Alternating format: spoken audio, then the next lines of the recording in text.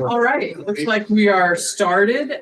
So welcome to our work session today. I know that we have a number of people online who are doing interviews for boards and commissions. All of them are here. Wow, thank you all for being here. So we're gonna just briefly, how this works for those of you who haven't done it before, is I'm just gonna ask you why you want to be on a commission and what you might bring to that commission. And then we'll let you give us a little bit of your background that might be relevant here and have a moment for council members to ask you questions. Believe me, this is not hard. Nobody's trying to make your life difficult in this. So what we'll do is you will be unmuted and you'll be given the opportunity to talk. You're going to have to unmute yourself. And then we'll do this. So I'm going to start in the order that I have on my piece of paper, and that is Nancy Brown. So we're going to start with the library board. Nancy Brown, you're first on my list. You have been allowed to talk. Hi. Can you hear me? Oh, and there is Councilmember Alexander. Hello, Councilmember Alexander. Hello. We're just starting with our interviews. Is our sound on? Because it looks like. Yeah, I don't think she's at the top there. And you can't hear me? No, her sound is on. But she's got it, she muted? No. Nancy? At the She's top. not muted. Karen, I'm not can you muted. hear us? I can hear you. I can hear you. Okay, we can't hear Karen. We either. can't hear. We can get our sound on. How are you? Good yourself. Do you want to do the little arrow by the audio microphone, Karen? The bottom right?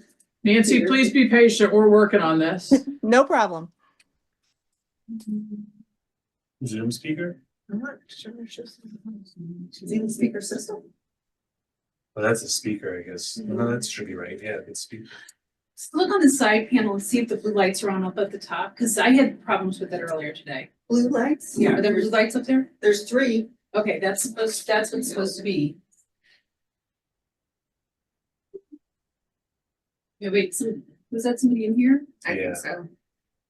I am not sure what to do with this.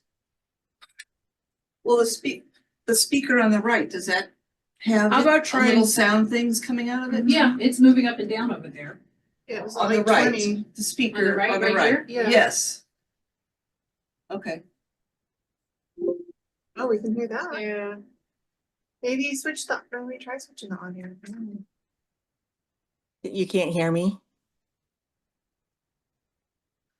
So what is the Test the speaker and microphone. I can hear her. Yeah, click on that one. this one here? Yeah. Just troubleshoot. Yeah. Karen or Nancy, can you hear us? I can hear you. I can hear you, and I can hear Nancy. All right. That's what you call troubleshooting. That's teamwork right there. So we don't have any visual of Nancy, but we're going to have audio. Is that correct? Are you there, Nancy? I am here. Yeah. Oh, you don't have visual? Is there something I need to do? You want to see, is she a panelist or is she just allowed to talk? She's just allowed to talk. Okay. Okay. Yeah, so that means, Nancy, unfortunately, we're not going to get to see you. We're just going to hear from you. So it was a while ago, so please share with us why you applied for the library board and what you think you might bring to it. Well, I've lived in Webster for 20 years, and so I just thought it would be nice to, do something for the community instead of having it all do for me. And I am a big reader. I love the Webster Library. I feel like the people in there know me because I'm there so often. So I thought it would be a good fit. Great, thank you. Council members, do you have any questions for Nancy? I don't. Nope. See, that was pretty easy. So thank you, Nancy. We're going to go and just for everyone who's listening, we'll do our interviews and then you'll hear from the city clerk after we've had a chance to make some appointments over time. Maybe not necessarily tonight, but certainly within the next couple of weeks. Okay, that sounds great. All right, thank you. Next on our list is Rachel McClanahan Cronster. Hi, yes, that's correct. I was difficult when I was married and decided I wanted to hyphenate. Oh, no, Okay. I just hope to get it right. I just don't like mispronouncing people's names. So No, that was perfect. welcome. And Thank you. please share with us why you applied and what you think you might bring to the library board. Absolutely. So my name's Rachel, and professionally, I work at Siteman Cancer Center with Washington University School of Medicine as the Associate Director of Advancement. So I work connecting with donors and patients to philanthropically connect them to Siteman. In my spare time, I love to read. So I am on the board of the Noble Neighbor, which is a nonprofit housed within Webster Groves, where we connect under-resourced schools with authors and their books. For me, growing up, a library was a huge saving grace and a place where I could go and check out books. So to have one within our community that offers that same opportunity for children and adults is something I'm really interested in supporting. I have that element within the education system with Noble and the opportunity to join the Webster Groves Public Library Board and really kind of connect with the community in a different way is something I'm really interested as we continue to build our family here in Webster Groves. I haven't been here for 20 years. We bought our house in 2022, but since then, I've really loved being a part of the Webster Groves community and getting to know all of my neighbors. And so looking to start paying that back in any way I can is something I'm interested in. All right, thank you very much, Rachel. Any questions from council members? No, I don't have a question for Rachel. How many spots on the board? Sorry, you probably said that. Just There's one. only one, is there two now? There's No, just just one one. vacancy One vacancy. and we have 3 applicants. Okay, great. So- Two more that were received today. And 2 more that were received today. So well, I'll say this now so I don't forget to say this. Please know that we're going to have a tough time choosing and that we hope that you'll consider other boards or commissions as well as reapply in the future if needed. But we'll cross that bridge when we come to it. But please know that this is a community of great people who we often have to make decisions that aren't easy. Anyway, let's make sure that no one has questions for Rachel before we let her go. All right, then we're going to move on now to our 3rd applicant, and that's Christy Vogel. Good evening. How are you all? Good, thank you. Good. I think you know the drill, Christy. Yeah, I do. It's good to go last sometimes. So yeah, the reason that I applied for the board, I've lived in Webster Groves for 19 years. And I think it's just very important, the pivotal role that libraries play in our community. The library plays in our community, not just books, but as a meeting place, educational program, and just access to information and provide community and just a place for people to connect. I'm also a frequent library goer. I am there probably several times a week and typically getting books out and sometimes returning them late, but I try my best. But I am a big reader. I also professionally, I work in the employee benefits field. I've been in this field for 25 years. However, as a high school student, I was a page shelver and a bookmobile worker for the St. Louis County Library, high school and college. So a little bit of background in that area. But I love to read. I love the library. I just think it's such an essential, integral part of our community, and would be super excited to join and be part of the library in that aspect. Thank you for considering me. Sure, thanks, Christy. Any questions for Christy? All right, thank you very much to all 3 of you who have applied for the library board. As I said, you will hear from us. Probably it'll take a few weeks because we do have a couple interviews to do at our next meeting. We're going to move on to the Traffic Advisory Commission. Just so council knows, this is Jason Jordan who's applying for a position. Assuming that council does choose to move Rob Wagner into the permanent regular member. This would be for the alternate member. Alternate members can attend all meetings and vote when any of the members are missing that are regular members. And I believe Jason already knows that that's what he's applying to. So Jason, you're up here. All right, thank you very much. Yes, I was told that it would most likely be for the alternate position, and that's fine. The reason for the my interest in the Traffic Advisory Commission, I've been in Webster for, I don't know, or I always go off my kid's age, so over 25 years. I've used the streets of Webster in all different ways. I, of course, drive on them, but I also run on them. I ride my bike on them, frequently walk around the area. So, thought one thing I've always felt like is safe traffic, safe streets makes for a great neighborhood and a great place for kids to grow up, which I know it was for mine. So that's kind of what drew me to it. So I guess, Laura, is this where we say, are there any questions for Jason? Exactly. And Jason and I have known each other about 20 years now, so he gets to do that. Are there any questions for Jason? I have a question about your familiarity with like things like complete streets and the connection of safe streets to sustainability. Yeah, so interesting. One of the things that raised my attention to the commission was the Streets for All questionnaire that went out. Mhm. So I can't say that I've like studied complete streets and the tie to sustainability, but I have been as a cyclist, I've kind of been involved in discussions around how people get around, what different areas do, and then I travel on occasion for work and have always kind of looked at what different cities are doing so that streets are available not just for cars but for everyone. So I'm assuming that's what you're kind of referring to. Yeah, no, that's great. Thank you. Yeah. Other questions for Jason?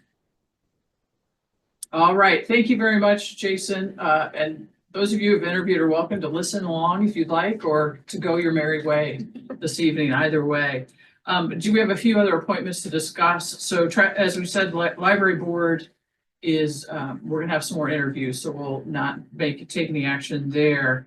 Sustainability Commission, Paul Bars resigned. Timothy Farner interviewed recently, and we agreed that he would take the next slot on sustainability. Is everyone still in agreement there? Okay. Karen, please don't let me forget that you're there and jump in if I somehow leave you out. Okay. Especially since I believe, aren't you the library board liaison? Oh, no, you aren't? Oh, you were though, right? Yes, I was. Okay, I'm not crazy then. All right, so Rob Waganen is the alternate member. Would we like to make him the regular member? I would say that he serves quite well, very involved. Sure. Okay. And then I'll announce Joan Esserman has been named as the Webster Gross Historical Society city representative. That's actually the one I get to do all by myself without you. So it's taken me almost a year to find someone now. So I hope you all don't mind that one. Yeah. And then the BDC, we were waiting for a few people to take some action before we do the interviews for that. So that's on hold a little bit. I guess the other outstanding question would be, then would we like to appoint Jason as the alternative member? Yeah. Yes, sure. Okay. All right. Got that done. Is there anything on the regular agenda that anyone would like to discuss? No? All right. So let's do updates. Karen, I'm going to start with you online since I'm deathly afraid I'll forget. Okay. So the Historic Preservation Commission, they approved 2 demolitions, one on 647 Pocahontas Avenue and the other at, I think it's 9, I can't read my writing, South Iola Drive. Both of those properties, both of those requests were submitted by Algonquin. So I guess those are adjacent or butt up to their property or what have you. So I thought that was pretty interesting. Also, a previous approval was to 3185 South Brentwood, which is the tile building, that last structure left on Kirkham, left on Brentwood, South Brentwood, right there between Thornton Avenue and before you get to the strip mall. And one of the things that the commission is going to do, because the library, oh my goodness, I said I was going to pull out the gentleman's card so I didn't forget his name. But one of the library employees has been attending the meetings, and he's going to assist by providing historical background on these properties when they come up. If there's a historical background of significance or just how long the properties are. Some of these properties can be pretty old. And this particular one on 3185 South Brentwood, he had information, I mean, going back to like 1865, 66 on the property and the ownership of this property, and the lady that owned that property, the land and that surrounding area. And so one of the things that the historical preservation is going to do, commission is going to do, is ask under, request that whatever development they do, that they do some type of a plaque, or allow the Preservation Commission to do some type of a plaque to go on the property to commemorate the historical ownership of that property. I thought that's pretty cool. And then one of the questions that they had was in terms of looking at and planning for the budget, to prepare for the budget presentations. Is there a max budget that's allowable for each commission? If I should have read that somewhere, sorry, I didn't. I don't know. The answer is no, but no board of commission has had really a very substantial budget in the past, I think is the fair answer. I'm gonna let the city manager also speak to that. That's correct. They're usually around $1,000. I believe the Okay. highest has been the Arts Commission, and there's some specific projects attached to that. Mm-hmm. Okay.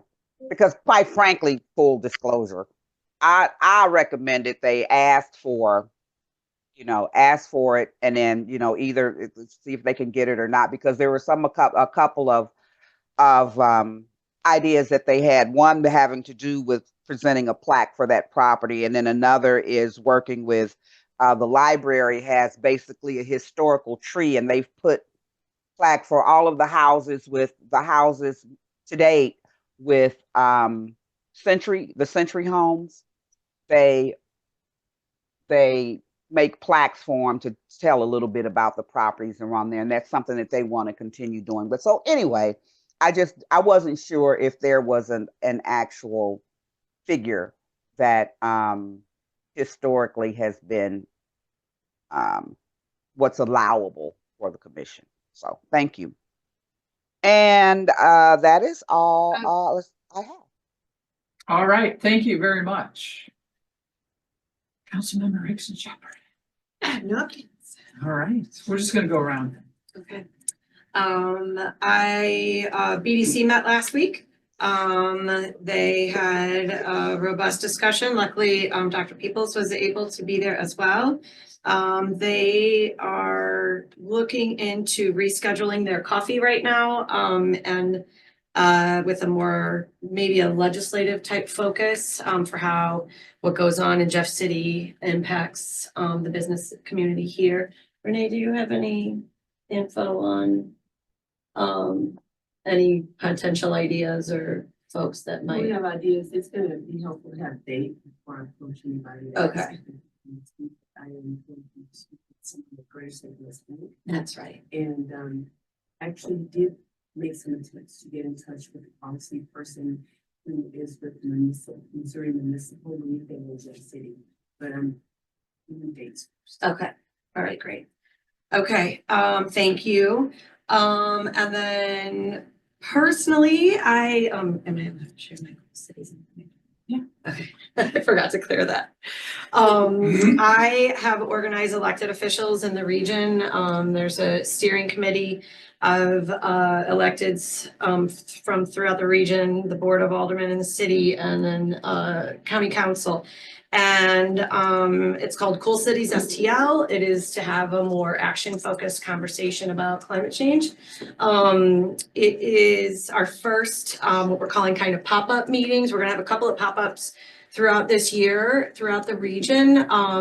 in order to kind of get elected officials, make them aware of the climate action plan that East West Gateway has been working on, and they'll have a summit and the plan will be released in January of next year. So kind of working toward that goal to start building like just some greater understanding of who's doing what and maybe inspire some changes at the Muni level. And our first pop-up is going to be here. Thank you to the generous time that's going to be given by Laura and Dr. Peoples and Sean.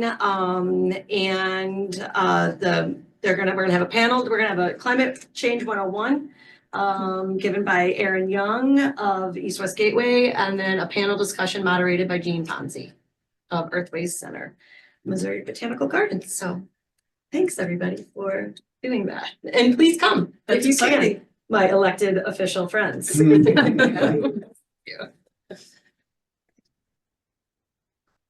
I think you're up. I don't have a whole lot, but other than the two commissions, Old Orchard and Sustainability, met since our last meeting, and they are both working diligently on their budgets and report. Excellent. Nothing for me, Madam Mayor. Nothing for me.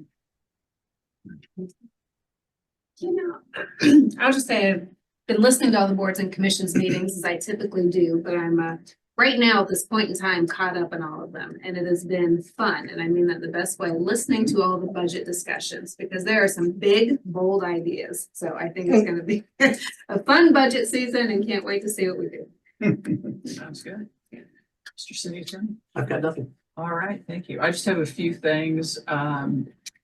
I was supposed to be in Jeff City today, but the legislative day for municipal league, statewide municipal league, was postponed. So when I get a date, I will share it with you, and perhaps somebody will join me in going down there. Let's see, I have been invited to the National Arbor Day Luncheon, April 4th. I always get to go, so I was just gonna, if anybody wants to go, it's fun.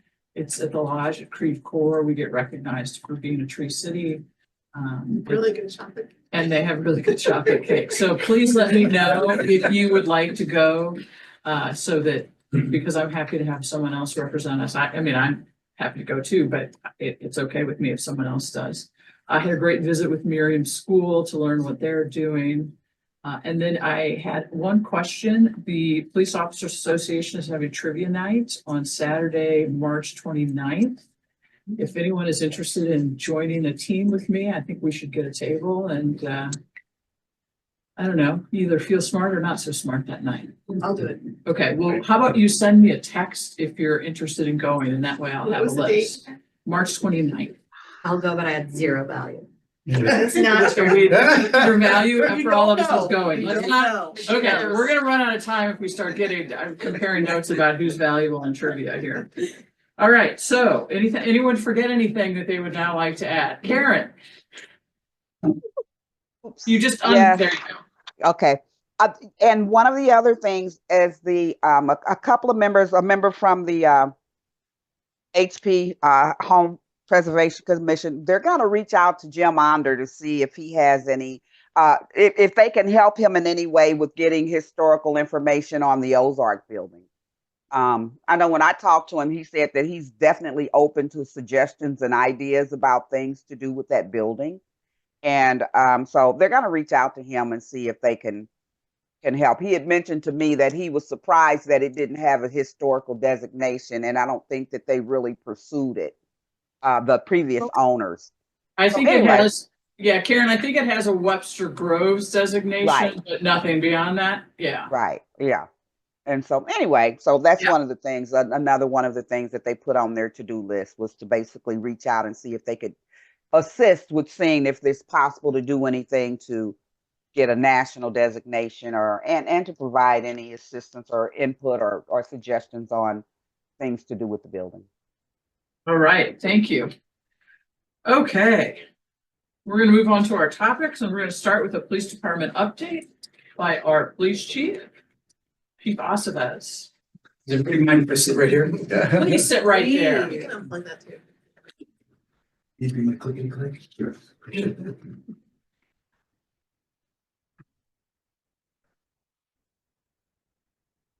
So we have a PowerPoint presentation, ladies and gentlemen, and I promise it's not death by PowerPoint. It's real simple. I think I have 12 slides. That's good. And I just want to give you guys some perspective on 2024 as far as the police department goes.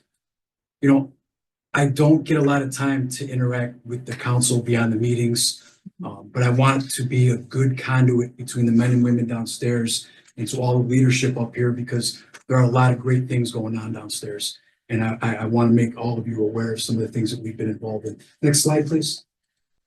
So today, we're going to talk about some of the highlights from 2024, what's next for us, and how we're going to get there. 2024 was a year of change for our police department. Change in terms of me coming in as a new chief of police. We had a chief of police who'd been in there for over 20 years. Great guy, put a great foundation in place. We have 10 new officers that we hired last year. And we also have new ways of doing things that we've implemented downstairs. And I'm going to tell you about some of that in the upcoming slides. Next slide, please.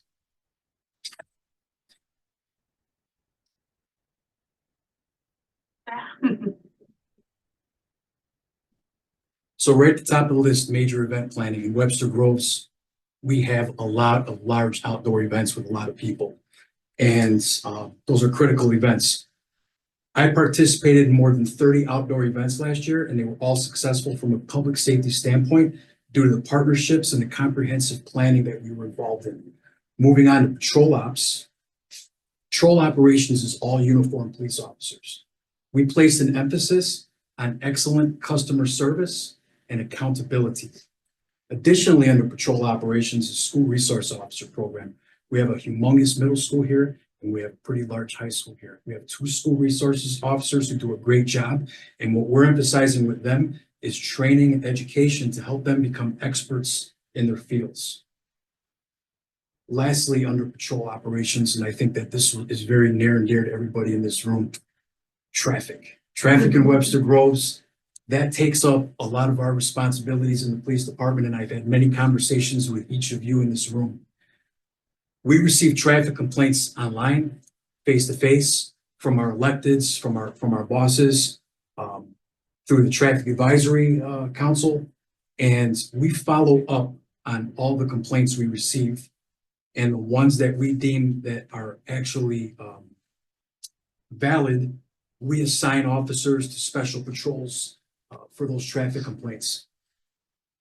What does enforcement mean? What does a special patrol mean? And what's the goal? The goal for traffic enforcement is to gain compliance. We want people to drive safely. We want them to obey the rules of the road, and we want to eliminate injuries or worse. So the way we do that, number one, is by our mere presence. That's what a lot of those patrols achieve for us. You guys, when you're driving on the street, when you see a police car, if you're on the highway, if you're on the city street, your automatic default is to slow down. So that's what we try to do out there. We try to be out there as visible as we can. The next level is enforcement. Sometimes we write tickets. People aren't always happy with that, but sometimes that's what we have to do in order to gain compliance. We have signage that we place throughout the city to cause people to see the speed that they're going and possibly slow down. That's been very helpful. And we've also increased our presence on social media. Many of you may have seen some of the messages that we've put out in terms of some of the enforcement that we've done. And some of the questions that people have asked us is, why would you put a message that says where you guys are going to be conducting enforcement at a specific date and time? Well, the reason is because we want people to know that we're out there. We want them to know that we're doing our job and we're representing them as the citizens of Webster Groves. And, we want to give people an opportunity to say, hey, you know what? The police are out there. They're doing their jobs. Let's all drive responsibly. Investigation protocols. So that's our criminal investigations unit. You guys might see some of the posts that we put up in our social media, some of the major cases that our criminal investigations unit is involved in. That's a small percentage of what they do. They get a lot of cases back there. They follow up on those cases. And the emphasis in criminal investigations unit is, again, excellent customer service and accountability. We place an additional focus on effective onboarding for new members, training, and continuing education. Project management is my last bullet point on this page, and I want to talk about that for a little bit as well. When I came into my position, sat down with my leadership staff, we were able to determine that we had more than 70 different projects, mandates, that were occurring at the same time, and we didn't have one single project manager for any of those items. So what we did was we sat down, we analyzed all those projects, we assigned a project manager, we assigned a first backup and a second backup. That helps us achieve continuity of command, and there's no single point of failure, and it helps us improve our efficiency. Next slide, please. Hiring, recruitment, and retention. So when I interviewed here, I think everybody in this room was on one of the panels that when I did my interviews. And that was the question that continuously came up. What are you guys going to do for hiring, for recruitment, and retention? Well, since I've been here, we've hired 10 people.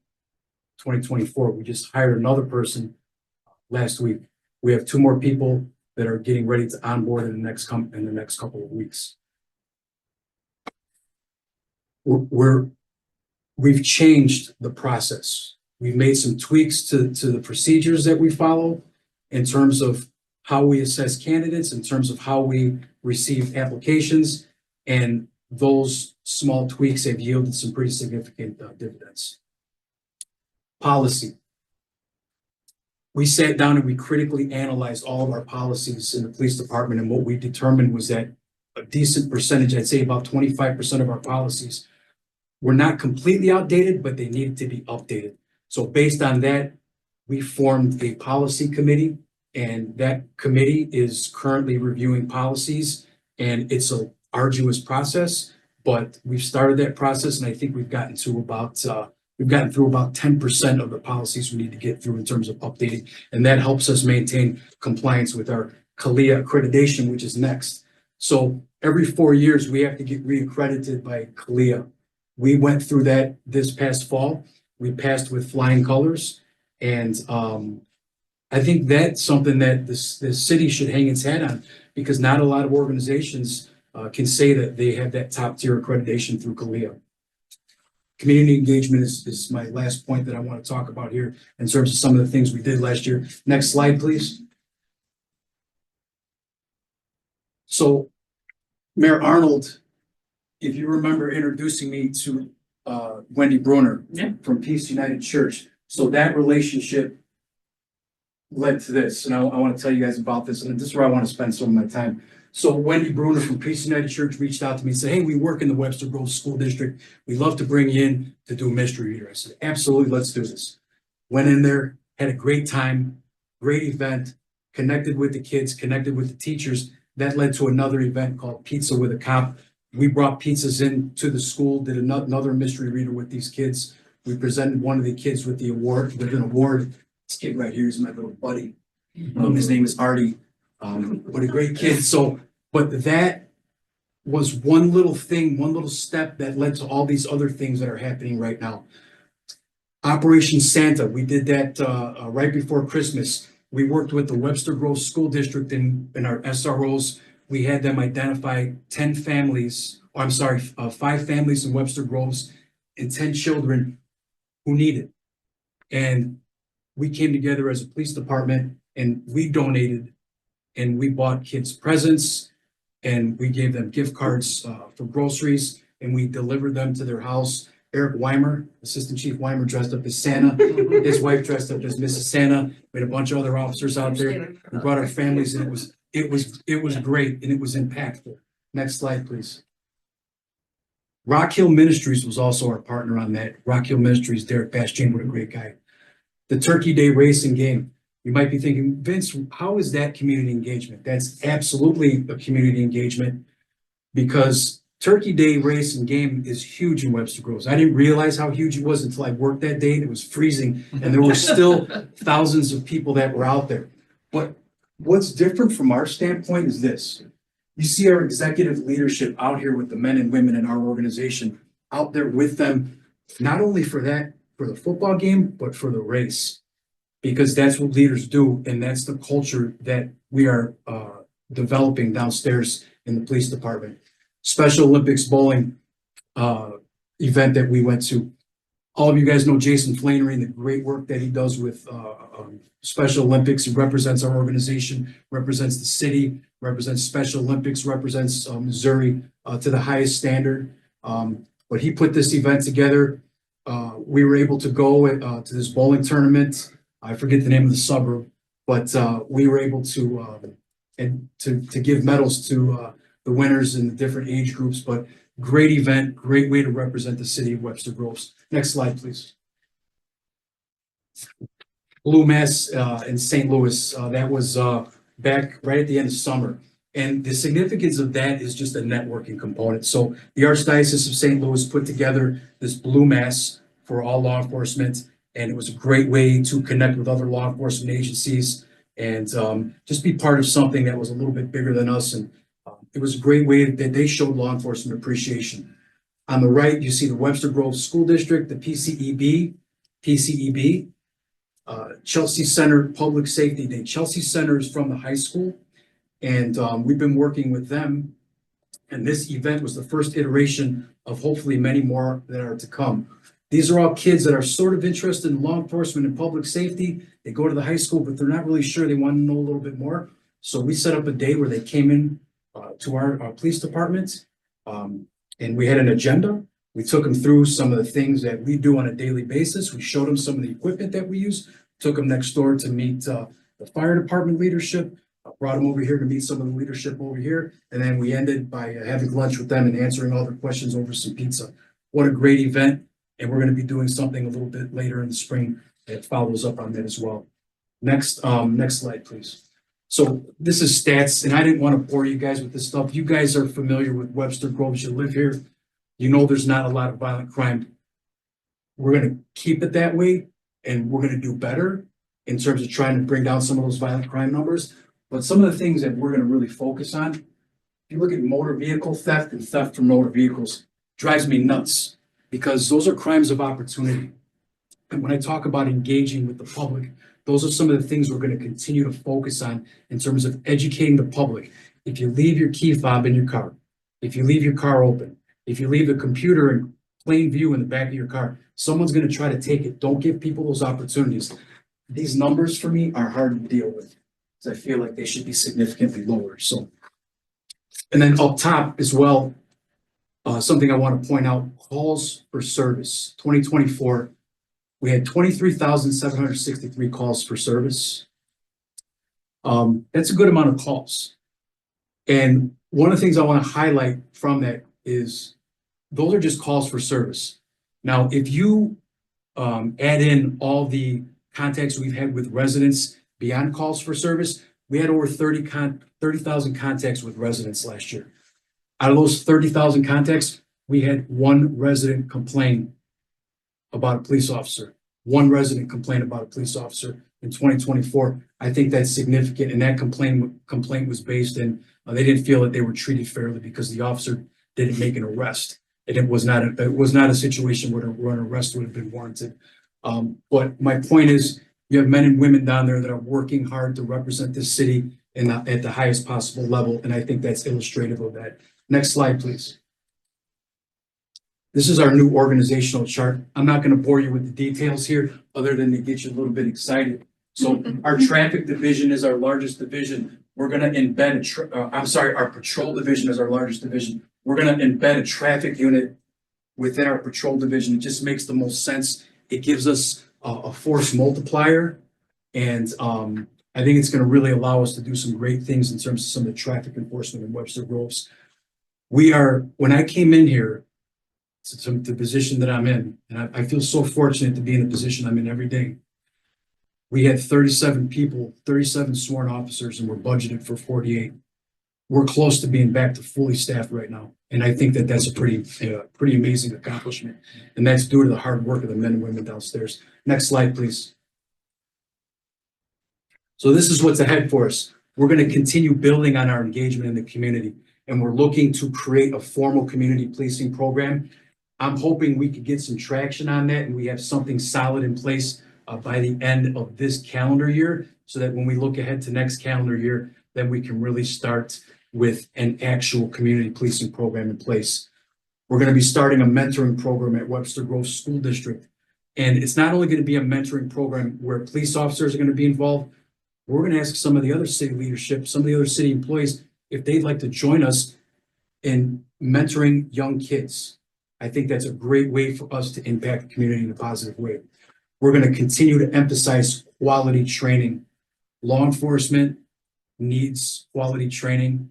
I'm a proponent of quality training. I'm going to continue to get our people the training that they need and that they deserve. We're going to continue to work on the relationships with our regional partners. We all complain about resources, and as leaders, we fight the battle. How do you get more resources? Well, one of the ways you do that is by having a network of people you can rely on and exchange information with, and sometimes share things with. And we're going to continue to expand on our relationships with our regional partners. We're starting up a bike team. Yay! Ordered the bikes. We're getting our people some training, I think at the end of March. But that's going to be a great tool for us to use for all those outdoor events that we talk about. And it's a great way to engage with the community. Our field training program, when you first get hired by our police department, you have to go through 12 weeks of intensive training in our field training program. We're taking that program, we're analyzing it, and we're figuring out ways to make it better. We want to make sure that our people, once they go through that program, are ready to be on the street and they're confident to do their job. And we're going to continue with our commitment to efficiency. I tell everybody downstairs, if you identify a problem, send it up through your chain and we want to look at it. If we can critically analyze something that can be changed to make us more efficient, that's what we're going to do. We're going to continue to do that. Next slide, please. This is how we're going to do those things. Our core values that we've established downstairs are excellence, teamwork, and mentorship. Excellence is always doing your best. It's always doing your best. And everybody's level of excellence is a little bit different. But if you just always do your best, that is excellence. Teamwork is critical in law enforcement, and mentorship. We always want to be training the people around us, the people under us, so that they can take over our positions when we move on. We're going to continue to train. We're going to keep emphasizing accountability, and we're going to keep emphasizing everyone's role in leadership throughout the organization. Next slide, please. I said a lot. I went through a lot of bullet points because I wanted to give everyone in here a chance to ask questions if they have questions. Chief, you brought a special guest with you tonight. That's my heavy hitter right there. Yeah. Wonderful. The only thing this all sounds great, and I'm glad to hear that we're almost at full staff again. One thing that you mentioned the mentorship program with the high school, and I think that's excellent. Can we expand that to potentially include those that do not go to Webster Groves High School that are in private school? And I think maybe the easiest way of doing that is just start with lyrics. Yeah. Because I feel like too often there's a lot of kids in this community that go to private school, and I think too often we forget about them. Yeah. And I just don't want them to miss out on the opportunities with mentorship. I'll tell you what, sir, we're open to anything that makes sense. And I'd love to have a conversation offline with city manager and you about that and to hear what your ideas are. Wonderful. Thank you. I'm actually sitting on the strategic plan for NERICS right now, so we're gonna have a conversation about who to approach over there for that discussion. Okay. I love the bridge building with the district. That's really great. I have some specific questions, but I don't know if we have time for them. But I'll ask this, like, I noticed that the citations went up for this year versus last year by like 1,000. And does that help with, is that because you all are paying more attention to what's going on traffic wise out and about, or, and does that have a correlation to safety? Yeah, I think that's absolutely a part of it. I think the fact that when we talk about accountability, we talk about following up on everything. When we identify a location that, you know, we receive a lot of complaints, which usually that validates that complaint. We're going out and we're enforcing. And then additionally, I think something else as well, we have a lot of younger officers here. Mm-hmm. Younger officers tend to be a little bit more eager to be out there, you know, but I love it. I love it. But we're working towards achieving that compliance. Okay. That helps us get there. Thanks. And then I love the emphasis on training. I think that's so important. And I'm just curious to know, DEI training has been taken a taking a big hit and recently, and I just want to, that's like such an important piece of what our values are here at Webster. Yeah. And I'm sure it's already incorporated in your training process, It and I is. just want to Yeah. It absolutely underscore is. how important it It is. absolutely is, and it's part of our mandated training, but it's something that we would do anyway, but it is part of our mandated training. And I'm happy to talk more about that with you offline, if you'd like. Awesome. Break down some of the specifics for you. I just wanted to make sure that it was still ongoing. Yeah. So yeah, thank you.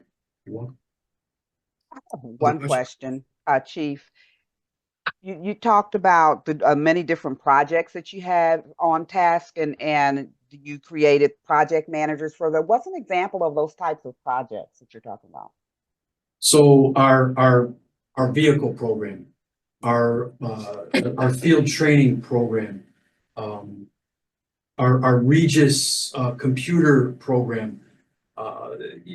I could go on, I could go on for an hour, but all these different programs that are happening within the police department, and everyone had a little piece of it, but nobody was specifically in charge of it. And you know as well as I do that could be problematic. So we needed to make sure that there was a specific person who was assigned as the project manager with first and second backups to ensure that there was continuity there.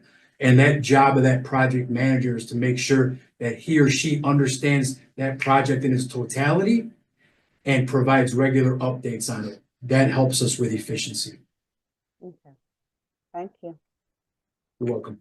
Chief, I'm going to ask you one question that I'm pretty sure I know the answer to, but I think it's worth asking and being in sort of the public record. You mentioned tweaks in the recruitment process. Has that led to a change in your mind? Has it led to any change in the quality of the candidates that we have, that we are hiring?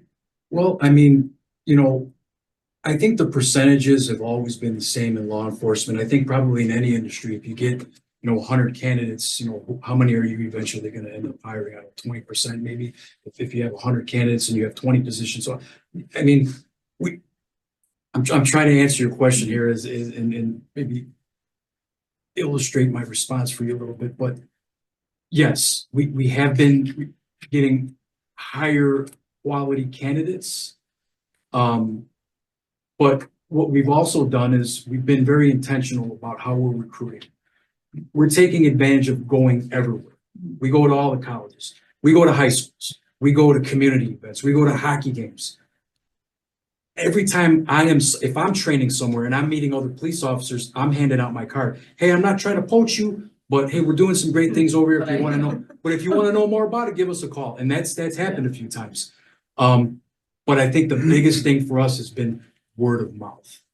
Word of mouth. I felt like when we came in, there was a little bit of a lack of direction. And that's not anybody's fault. It's just there was some uncertainty. But so we have that direction now. And then additionally, we changed some things in the hiring process itself. Just made it a little bit easier to navigate. If you apply for a job with us, you're not only going to get an email response from Human Resources, you're going to get an email from Aaron Clippy, and then I'm going to call you. I'm going to say, hey, this is Vince. I'm the chief of police. Thank you for applying. A member of my team is going to reach out to you within the next 2 weeks, and you will be interviewed. I think doing things like that has helped us, bring on some pretty terrific candidates. Thank you. My second question has to do with, there's a fair amount of discussion in the municipal league and regionally about a police training facility. I assume that through the region, the organization of the chiefs of police, you've heard about this. County seems to have a lot of money. Is that something that you think will be good for us as a community? Do you not know enough about it? It seems, on the one hand, everyone seems to want it. On the other hand, I'm having trouble understanding exactly what it's going to offer departments like ours. I think anytime that we could be involved in something that offers us more in diversified training, I think the better. I mean, think about the job that we do and the amount of liability that's involved in law enforcement, especially now. There's cameras everywhere. There's cameras in cars. Nothing that everything you do as a police officer is forever memorialized. So if we can do more to prepare our people to be out there, make split-second decisions, and to have the best possible outcomes. And we should absolutely explore those opportunities. Great, thank you. Sure. Any other questions for the chief? Should I have Olivia grade you now, or do you want to do that? She made me take her to the mall on Valentine's Day. She's like, Dad, I need a couple things. So she better give me an A. Thank All you, right. everyone, for your Well, time. thank you very Thank you. I much. appreciate it. Thank you. Thank you. Thank you. Thank you. Appreciate it. Thank you. All right, we're going to move on, and magically, Mr. Davis appears on our screen to talk to us now about IT and Prop W staff capacity. Greetings from snowy Branson, everyone. So tonight there is a consent agenda item, and you can follow along with me on your backup from pages 70 to 75. I am here tonight requesting and recommending a new position for IT. Currently, we have two IT positions, an IT manager and an IT specialist. So I'm recommending that we bring another position in slotted between those two positions called the IT systems analyst. That position would allow us quite a bit of flexibility to complete a lot of the projects that we have been working on. As you know, our infrastructure is getting better. We're trying to modernize and do a lot of new things, and we just don't have the staff capacity right now to bring all of those on board. In addition, the staff that we have, our IT manager is 24/7, 365. So when he's on vacation, something breaks, he's the only one that can fix it right now. So bringing this third position on board would allow us some flexibility to divvy up some more of those duties so that we have a better access and control of our network systems. We are seeking this middle of the year as we are trying to move these platforms and applications that we're trying to roll out now. If we waited to the new budget year, we wouldn't be able to bring somebody on board till probably September 1st. With authorization for this new position to move forward tonight, we'll be able to bring this position on board around April 1st is what we're hoping to do. In addition, Scott, maybe I missed it, but there's a dollar amount for the other positions. I didn't see one for the IT position. Do we know what we expect that to be? Yes. So for a full year position, we'd be looking to start that around 73,000 on pay grade M of our comp and classification. Okay, thank you. So this year's budget would just be 1/4 of that. And that's salary? No. That's salary, not benefits. Yes. So add benefits on top of that, approach 110, 105, 110, somewhere in that neighborhood. How does this addition coincide with the IT master plan? So it was one of the large recommendations in that IT master plan that you all heard about, I believe it was end of October when that was presented. That IT strategy workshop from our consultants, Insight Consultants, they highly recommended that we bring another staff person on as they felt that we didn't have the total capacity to implement all of our goals that we're looking to do right now. I think this is a great idea. I think we should invest a lot in IT, so I'm on board. But Thank you. And, we're asking for the one position now, but even with that, we're an organization of 150 and more, when we have seasonal employees over the summer, but just basic IT needs takes the capacity of the two folks. And we have a lot of things that we need to shore up, to implement. You all are familiar with Magnet. That's one of the things that Scott has been working on quite a bit, but we're having weekly trainings on Magnet coming up. We've got to have the IT resources to help us be able to implement those things. And that's just one small example. We would like dashboards, we would like all kinds of things to move forward. And so I say that because this one person really is going to be able to help a lot, but is one person going to help us meet all of the needs long-term? well, with AI too, how we're going to use it as a municipality. Do we have an AI policy? Mr. Davis? I am currently crafting one with the help of AI. Excellent. Oh, I had a question on the positions too. So when we look at the budget every year, there's a grid of like how many approved positions we have in the city, and it stays pretty much the same over. Does this change that number?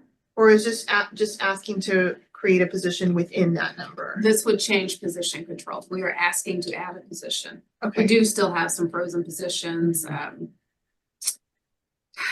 Those are within Parks and Rec. You were talking about those, the unfreezing that we're doing. So we don't. unfreezing is 2 public works and 1 One parks. Yeah. Are there others that are frozen still after those? Not many anymore, but there are still a couple, but we are asking for this to be A an addition. new addition, okay.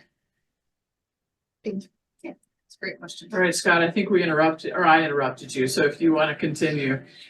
Oh, thank you. It was a good stopping point. So the next phase of this would be the unfrozen positions that the councilwoman was just asking about. So in that consent agenda as well, there is 3 positions that we are recommending, or that city manager has allocated to be unfrozen at this point. One of those was in Parks and Recreation. It's our evening and weekend custodial position. That position was originally frozen after COVID, and then we've kept it frozen with the alignment with the council's deficit reduction plans. We really need to unfreeze that position with the new water park coming on board. That position is very needed to maintain the cleanliness of the restrooms on the weekends, in the evenings. So that position will normally work Tuesday through Sunday on the 2nd shift. So they'll come in mid-afternoon and then work till 10, 11 o'clock at night, doing a lot of those projects that you can't do when there's people in the building. And then we're also going to be unfreezing 2 positions in Public Works. Those positions are going to be doing quite a bit of Prop W work, and that's where we originally slated them in for. There's quite a few concrete projects in Prop W, as well as some right-of-way clearings and such, and it just makes sense we were looking at hiring a lot of that work out to contractors. We would get more work done and a better value for our money if we bring a couple more people on board that can do those concrete projects in-house. We'll save a ton of money on the labor side of that, and they'll be around to do other work when they're not doing some of that Prop W work as well. So for instance, on a day like today, those 2 bodies would be able to go out and help do snowplow and whatnot. So the total cost, the 2 public works folks will come out of the stormwater fund, and the Parks and Rec person will come out of the general fund. And I met with Gregory back there on that to make sure we slotted those in the right spots based on some of the grant funding that'll come in and be able to cover part of those salaries, and as well as where the good money was to be had to pay for those positions. I know we're taking some of it from stormwater. I just want to make sure that we're protecting enough to do projects that we need to do also. You know, that's a balancing act. Every day. So it always makes me nervous to see that being used for operating costs. So I know I know we do it and that it's okay. I was worried about that. It is okay. It is a balancing Yeah. act, and your comment rather than question folds right into this evening's discussion. All right, additional question? Yes, Scott. I was just going to say one of the reasons for that we talked about putting them in stormwater is with our EPA 319 grant, which we are expecting to receive. We still are going back and forth a little bit with the EPA and Missouri Department of Natural Resources. That's a $300-something-thousand grant, and a lot of that is labor related. So when that grant comes in, it will be able to pay for those 2 folks out of the stormwater fund with the grant paying for that staffing. So we're not just taking from the stormwater fund, we'll be putting some funds back in there as well. I had a quick question on that. Is that for the whole length of Shady Creek and Deer Creek, the restoration, or? It is not the entire length. It is a lot of that work is in the Shady Creek Nature Sanctuary. And then the next big portion of it is right at Marshall and Kirkham, right there where the GRG trail starts, that whole open green space across from the city signage right next to the creek. Those are the 2 primary areas, but we are putting some funding down at the new park with GRG and a few various other places. Okay, I mean, I would just like to say now with the potential development along Kirkham, I think it would be good if we could somehow make sure we are good stewards of those links of the creek that's gonna be behind the new developments. So not related to this necessarily, but just to flag it for later.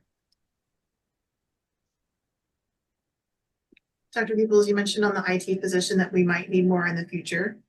What about with these positions, especially the public works one? Do you think that we are gonna have the staff that we need? Do we need more staff today? Like, where are we on that level of staffing? It's a great question. Yes, I believe we're gonna need more. And with Mr. Davis's proposal and the unfreezing of those, they're time limited. We were doing it for a couple of years. I suspect at that point in time, we're gonna need to assess it and see if we need more. But just in terms of today, my answer is a little nuanced because I agree fully with Mr. Davis. When we, discussing this, it's going to save a ton of money to bring people in-house. It's also going to be hard to hire people. We're just struggling with that. So the answer is yes, we need more, but the reality is, are we going to be able to find more? I don't know. We're trying. And as you all know, we're going through the compensation and classification study right now. We're midway through that. That's one of the key positions that I will be talking with council about for increasing salaries so we can stay competitive. Additional questions? Can I just ask a quick question about our confidence with the EPA 319 grants, the reality of what's going on right now? It's a great question. Again, I apologize for the deep side. Oh, no, I feel it. I feel it. We right now are moving forward, and Mr. Davis may have more information on that. He's been dealing directly with the 319. We are closely monitoring any of our federal funds coming in, where all of our partners are working with us, but we have some risk. Yeah. So just on that more generally, I did a National League of Cities teleconference last week. They will have, they hope by the end of this week, a website set up more specifically to guide cities about what they know as things develop over time. Because right now, if you're following, there are like 75 different lawsuits. Yeah. And many of them have to do with funding. In addition, I've talked to Pat Kelly, and Dr. Peoples and I have talked about this to try and get some information that we can share with our senators, with our representatives about what really this means for cities. So the St. Louis Muni League Executive Board meeting is Thursday, and I'll raise that with them again to see if we can't begin to at least come to a clear message that, we may be in limbo right now, which is not as bad as not having the money, but also means that we can't plan, we can't necessarily hire and things like that. So there is, I hope, going to be some movement regionally about communicating what this means for all of us. Yeah.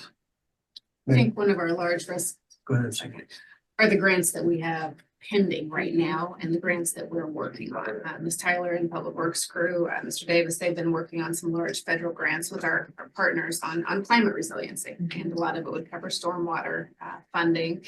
So we're still moving forward. We're still working on those. The grant's going to be submitted on Friday, but do I have a lot of hope? I don't at this point, but we're going to keep doing what we're doing. One of the things that we're going to find is that in our contracts, particularly with vendors, when we're relying upon these outside monies, is we're going to have to start including appropriation clauses, where we basically say, look, we're making this contract contingent upon the fact that money is coming. Now, again, that's going to be hard to do, and it's going to be a hard sell for vendors because they have to commit, they have to stage, there are all sorts of things that come into play.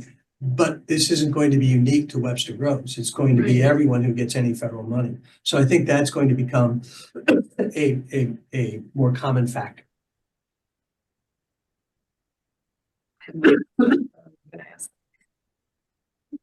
Well, the answers are, nobody has answers. Yeah. All right, anything else? Okay, let's take 5 minutes and then we will convene into our regular meetings.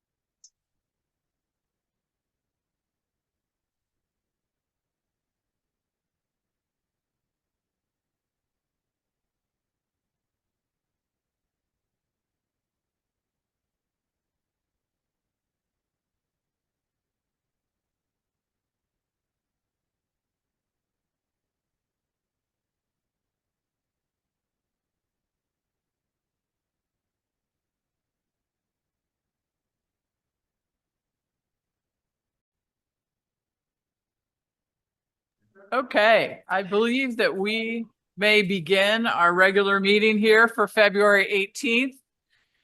If we would ask people to be seated, thank you. So we welcome comments from visitors and those in attendance. Please note we'll do that during the remarks from community and visitors. If you'd like to make some sort of comment, please fill out a comment card, which is available by the door there, and you can just hand it in at the end to our deputy city clerk. I'll call on you, and if you're on Zoom, we're going to ask you to use the raise your hand function at that time. We're going to start as we usually do with the call of the roll. Yes, Mayor. Mayor Arnold. Here. Councilmember Bliss. Here. Councilmember Franklin. Here. Councilmember Smith. Here. Councilmember Alexander. Here. Councilmember Hickson Shepherd. Here. Councilmember Hasselmeyer. Here. All right, we have on the agenda the Lifetime Achievement in Arts Award. We're going to do that at another time, given the uncertainty of weather. We decided to postpone that earlier today. We'll move on to remarks from community and visitors. Mr. Buck, I have a card from you.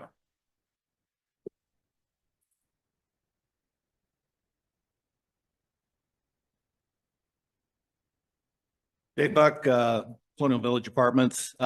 My comment or remarks are about the comprehensive plan or an opportunity for it. This is Black History Month still, and my favorite Martin Luther King quote is when he said that my dream for my 4 little children as they grow up in a nation where they're not judged by the color of their skin, but by the content of their character,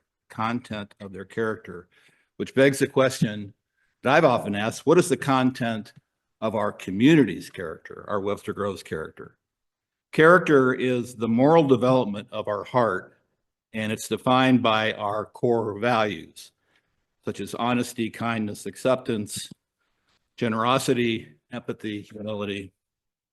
And I think council over the last several weeks months has demonstrated good character. I'll start with David. I know David had a little rocky relationship with Jerry Welch there at the end, but David was the one that came forward after you all approved the city park naming policy from Parks and Rec. Then David asked for an exception. You all granted it. That is an example of great character to me. I think Emerson and the North Webster Coalition, I think, showed the value of justice when they came forward to recommend that Benny Gordon be named for the recreational center, and you all approved that. I think the KBC decision, big time, all of you, 7-0 decision, reflected the character of our community in this city council. So I applaud all of those. The opportunity in the comprehensive plan is as follows. Comprehensive, the word comprehensive means complete. It means total. And in my humble opinion, the Lakota group, who I really like, I think they're a really good group. They've done a great job on a massive project, has dealt only with the rational, tangible, measurable stuff. They haven't touched the content of the community of our character. And if this is a plan that's going to be our 20-year vision, it better include the character of our community, the values that we hold dear, how we conduct business day in and day out, not just the tangible things, but the immeasurable things. The stuff that David did for Jerry, there's no technology in that. That comes from somebody's heart. What's the heart of our community? And it better be in the plan. And I'm going to be harping on it from this day forward. Thank you. Thank you, Dave. All right. Does anyone have any, actually, is there anyone online? You can use the raise your hand function if you'd like to make a comment. All right. I do not see any, so we'll move on to new business. Is there any new business from council members, city manager, city attorney, city clerk? All right. We will continue then to our unfinished business. Councilmember Hasselmeyer, could you call for the third reading of bill number 9276, please? Yes, Madam Mayor. I'd like to call for the third and final reading of bill number 9276. Second. Bill 9276, third reading. An ordinance granting a conditional use permit to Desira McFadden Certified 20 Event Center to allow a banquet facility use on approximately 3.2 acre tract of land in an existing structure at 8045 Watson Road in the C Commercial District and matters related thereto. Is there any discussion? All right, let's have the vote then, please. Councilmember Bliss? Yes. Councilmember Franklin? Yes. Councilmember Smith? Yes. Councilmember Alexander? Yes. Councilmember Hickson Shepherd? Yes. Councilmember Hasselmeyer? Yes. Mayor Arnold? Yes. That does it. Mhm. All right. Is there anything anyone would like to remove or discuss in the consent agenda? Councilmember Franklin, could you call for its adoption, please? Yes, Madam Mayor, I'd like to call for the approval and adoption of the consent agenda. Second. Councilmember Franklin? Yes. Councilmember Smith? Yes. Councilmember Alexander? Yes. Councilmember Hickson Shepherd? Yes. Councilmember Hasselmeyer? Yes. Mayor Arnold? Yes. Councilmember Bliss? Yes. All right, so let me find the right memo. We have made a few appointments. Timothy Farner has been appointed to the Sustainability Commission.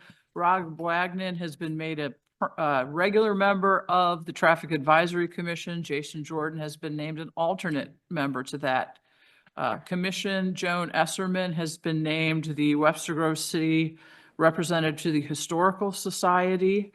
And I think that's it. All right. I believe Councilmember Bliss has a motion for us for an executive closed session. Yes, Mayor, I'd like to call for an executive closed session related to attorney-client privileged communications, Missouri Statute 610.021 subsection 1, and personnel, Missouri Statute 610.021 subsection 3. Okay. And in addition, we will have comments regarding the audit. And so that is also, I think it's 23, if I'm not mistaken. Oh. 610.021 subsection 23, but I'm going to look that up while we. Could the motion be based on the section or just use It the could be word based audit? just on the audit comments. Okay. Yes. Okay, and then I would like to include another portion of the closed session to be related to the audit.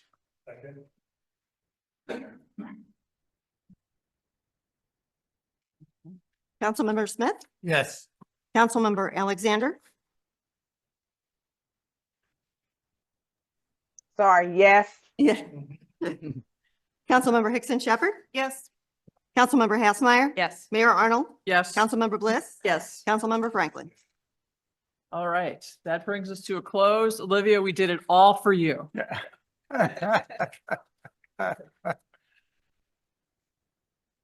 All right. Thank you.